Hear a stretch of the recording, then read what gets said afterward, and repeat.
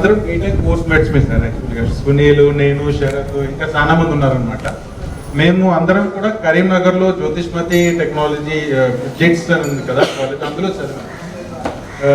Sir వాళ్ళ ఇంట్లో సునీల్ రెంట్కి ఉండేవాడు. చాలా సార్లు మేము అక్కడికి వచ్చేవాళ్ళం. మెయిన్గా చెప్పాలంటే నేను ఇప్పుడు సర్వీస్లో జాయిన్ అయ్యి 18 ఏళ్ళు అవుతుంది. So this is my 18th year. Now I got promoted as a commander also.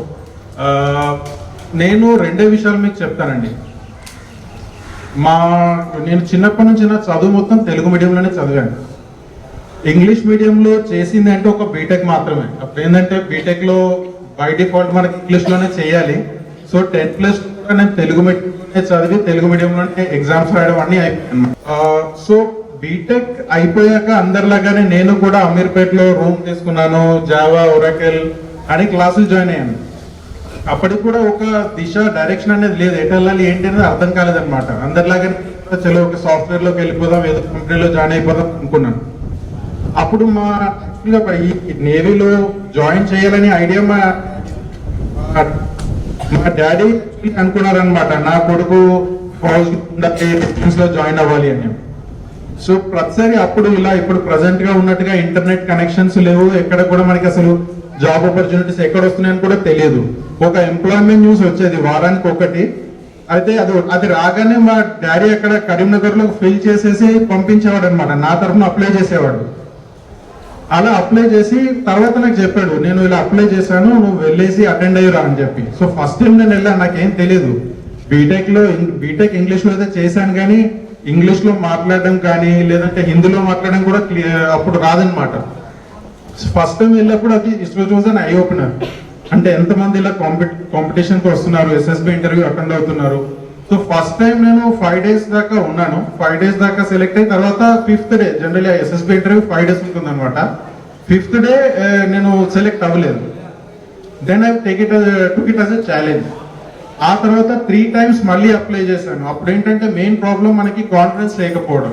Language is one problem is a language. Second ఏంటంటే లాంగ్వేజ్ మనకు రాదు కాబట్టి మనలో ఒక అండర్ కాన్ఫిడెంట్ గా ఉంటాం అనమాట. సో అప్పుడు 2-3 times లో దెన్ ఐ అండర్స్టూడ్ ఏంటంటే లాంగ్వేజ్ వచ్చినా రాకపోయినా ఇప్పుడు మనం ఏమనుకుంటున్నామో చెప్పగలగాలి.